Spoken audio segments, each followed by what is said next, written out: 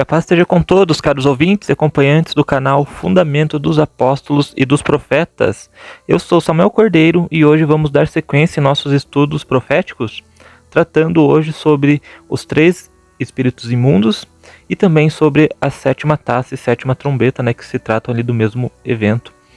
Então, sem enrolação, vamos dar a leitura, Apocalipse 16, do verso 13 ao 16, que nos diz assim: E da boca do dragão, e da boca da besta, e da boca do falso profeta, vi sair 3 espíritos imundos, semelhantes a rãs, porque são espíritos de demônios, que fazem prodígios, os quais vão ao encontro dos reis da terra e de todo o mundo, para congregá-los para a batalha, naquele grande dia do Deus Todo-Poderoso. Eis que veio como ladrão, bem-aventurado aquele que vigia, e guarda suas roupas para que não ande nu, e não se vejam as suas vergonhas. E os congregarão no lugar hebreu que se chama Armagedon. Então, esta é a profecia relacionada a esses 3 espíritos imundos, E para nós entendermos do que se trata aqui, vamos nos atentar aos detalhes. Primeiro, que esses 3 espíritos imundos, eles saem da boca do dragão, que é Satanás, e da boca da besta, que é o reinado qual Satanás tem controle, Que Satanás domina o mundo, claro, mas dentro do contexto bíblico da profecia, Satanás ergueu o seu reino, espiritual dentro de Roma, mudando as leis de Deus, e tudo aquilo que a gente já conhece. Então, e do falso profeta, que são aqueles que proferem falsas profecias, falsos mandamentos, esses que homens de Roma, liderados aí pelo Papa.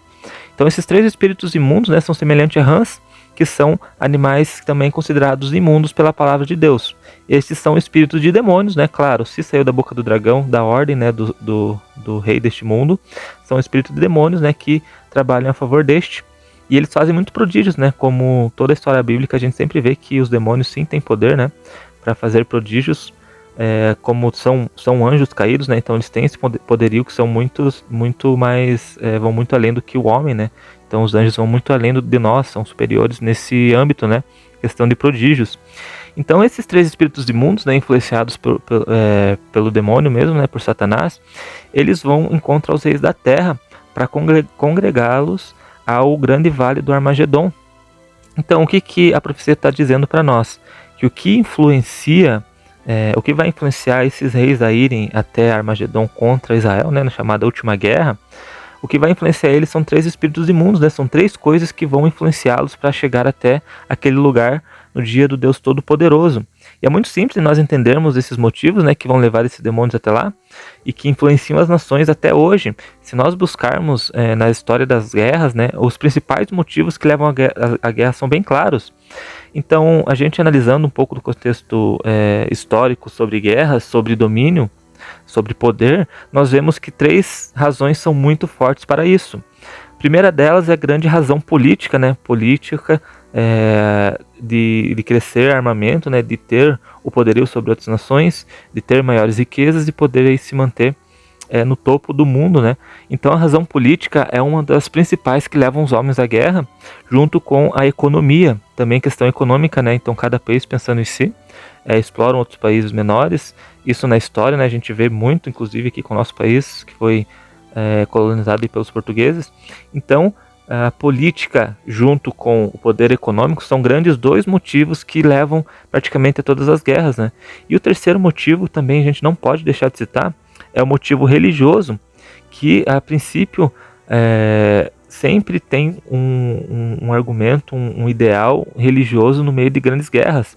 Isso a gente vê também em várias guerras e conflitos que duram até hoje, como por exemplo contra Israel, muito dos pensamentos antissemitas com relação à religiosidade. Então os muçulmanos, por exemplo, os árabes, nessa briga eterna contra Israel, Então são claros os poderes que levam os reis à guerra, tanto o poder político quanto o poder econômico e principalmente nessa última guerra o poder religioso, porque as nações vão querer exterminar Israel do mapa. Nós já falamos sobre isso, a Guerra do Armagedon aqui no vídeo, você pode dar uma olhada.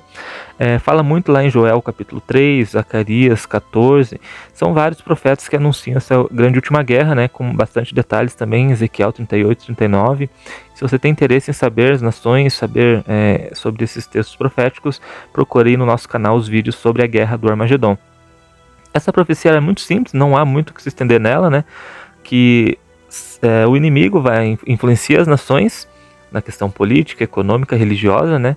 Nós sabemos que existem duas coisas no mundo, o bem e o mal, e nós sabemos os mandamentos de Deus e sua vontade. Então tudo aquilo que é oposto aos mandamentos de Deus e sua vontade são do lado do inimigo.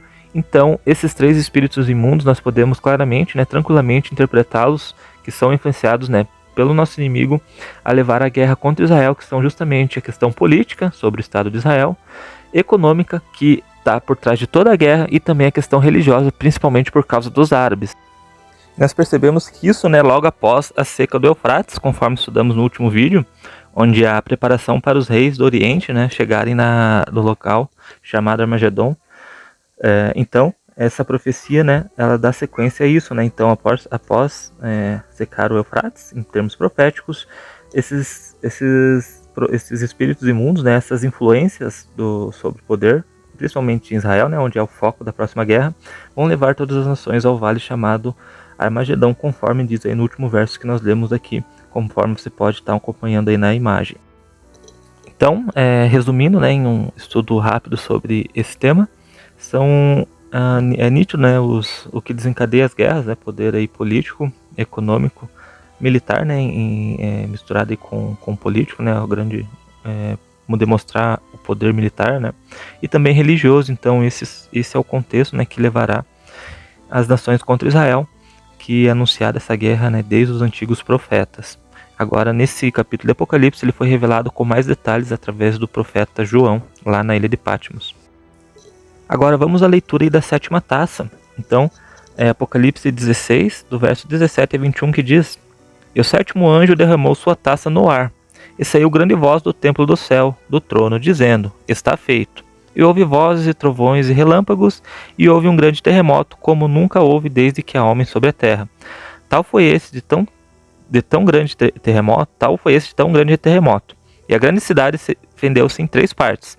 E as cidades das nações caíram, e da grande Babilônia se lembrou Deus, para lhe dar o cálice do vinho da indignação da sua ira. E toda a ilha fugiu, e os montes não se acharam, e sobre os homens caiu do céu uma grande saraiva, pedras de peso de 1 talento, e os homens blasfemaram de Deus por causa da praga da saraiva, porque a sua praga era muito grande. A sétima taça, ela inicia com vozes, trovões, terremotos e relâmpagos. E num contexto geral de profecias, né, utilizando as anteriores, as do Apocalipse, né, para pegar uma base, nos é esclarecido que esses sinais eram profetizados justamente quando Deus iria exercer um juízo sobre uma determinada nação. Pegando um exemplo aqui, né, temos a Babilônia Antiga, que foi profetizada aí pelo profeta Isaías no capítulo 3 do seu livro. Então dá uma lida no contexto lá que você vai perceber a semelhança, né, de trovões, terremotos, relâmpagos, esses sinais no céu, anunciando ali, né, uma forma profética o julgamento da grande Babilônia. Mas seguindo a cronologia, após o derramamento da sexta taça, né, que nós falamos aqui, a seca do Eufrates, e dos 3 espíritos imundos, que são os intuitos das nações que levarão essa guerra contra Israel, as nações vão se congregar no Vale do Armagedon, né? Isso mostra que o juízo de Deus virá nesse local, conforme anunciado pelos profetas, né? Uma peculiaridade nos informada pela profecia é a seguinte: e houve um grande terremoto, como nunca houve desde que há homem sobre a terra. Tal foi este tão grande terremoto. Isso significa que esse juízo ele diferirá dos anteriores.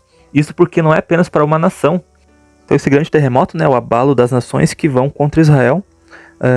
Então definido aí como tremer a terra, né, desfazer a terra, conforme falamos. Isso porque, né, praticamente todas as nações vão contra Israel. Terá alguns que a Bíblia fala que vão indagar, né, o motivo dessa guerra, conforme está em Ezequiel, e a gente vai ler agora. Então esse versículo que a gente está lendo aí está em Ezequiel 38, verso 13, que diz: Sabá e Dedã e os mercadores de Tarsis e todos os seus leãozinhos te dirão: Vens tu para tomar despojo? Ajuntaste o teu bando para arrebatar a presa, para levar a prata e o ouro, para tomar o gado e as possessões, para saquear grande despojo? Não que essas nações não estejam envolvidas na guerra, né? Mas porém a Bíblia relata apenas um questionamento por parte delas. Mas tudo isso aqui é necessário, esse grande terremoto, que é essa grande guerra, é necessário para que depois disso o Messias, né, nosso Senhor Jesus, possa reinar. E como entender essa grande cidade dividida em 3 partes? será que nós temos alguma base nos profetas para tal afirmação, né, nos livros antigos? E então vamos dar uma analisada, né, no profeta Zacarias, capítulo 14, que diz assim: E naquele dia estarão seus pés sobre o monte das oliveiras, que está de frente para Jerusalém, de frente a Jerusalém para o oriente, e os montes da oliveira será fendido pelo meio, para o oriente e para o ocidente, e haverá um vale muito grande. Metade do monte se apartará para o norte e outra metade dele para o sul. Isso está em Zacarias 14, verso 4.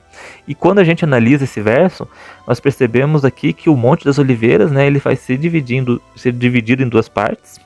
E a terceira parte é descrita como um grande vale, né, ou seja, um para o lado norte, outro para sul, e um vale muito grande por qual os israelitas vão fugir.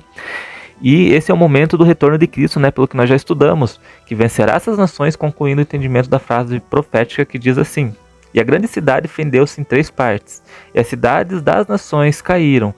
Ou seja, a queda das nações é o retorno da batalha contra Jesus, né? Seu poder político, econômico e religioso deixarão de existir e a terra se encherá do conhecimento do Senhor. Não conciliamos essa grande cidade, como é dito em Apocalipse 17, pelo fato de que o julgamento da besta inicia no verso 19 do capítulo 16 de Apocalipse, e também nos é dito assim: Deus se lembrou da grande Babilônia. Se fosse a mesma grande cidade mencionada, né, não haveria razão nenhuma para tal afirmação. Agora vamos ler Zacarias 14, 2 e 3. Porque ajuntarei todas as nações para a peleja contra Jerusalém, e a cidade será tomada, as casas serão saqueadas, e as mulheres forçadas, e metade da cidade sairá para o cativeiro, mas o restante do povo não será extirpado da cidade. E no verso 3, né, após esse início desastroso da parte de Israel, virá o Messias e os salvarás, né, dizendo assim: E o Senhor sairá e pelejará contra as nações, como pelejou sim no dia da batalha. Então, resumindo, né, em um estudo rápido sobre a sétima taça, que nada mais é do que o julgamento de Deus contra as nações da terra, né?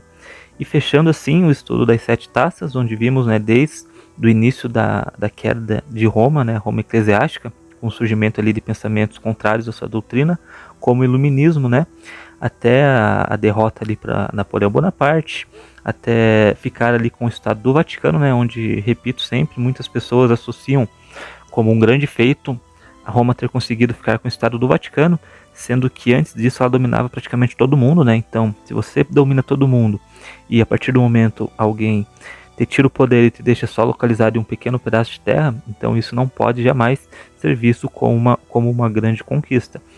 Sendo assim, né, encerramos aqui o estudo das 7 taças e já abrimos porta aí para os próximos estudos, onde vamos narrar os acontecimentos históricos relacionados às 2 testemunhas, que é um estudo bem complexo, bem longo, será feito em várias partes, para destrincharmos e entendermos, né, verso por verso desse estudo das 2 testemunhas, interpretando os símbolos proféticos apenas usando a palavra de Deus. Então você é nosso convidado para continuar conosco no nosso canal. Se você tiver dúvida, pode mandar aí nos comentários, pode mandar um e-mail para nós, samuelsantoscordeiro@hotmail.com, que a gente vai conversando, ok? Que a paz esteja com todos e até a próxima.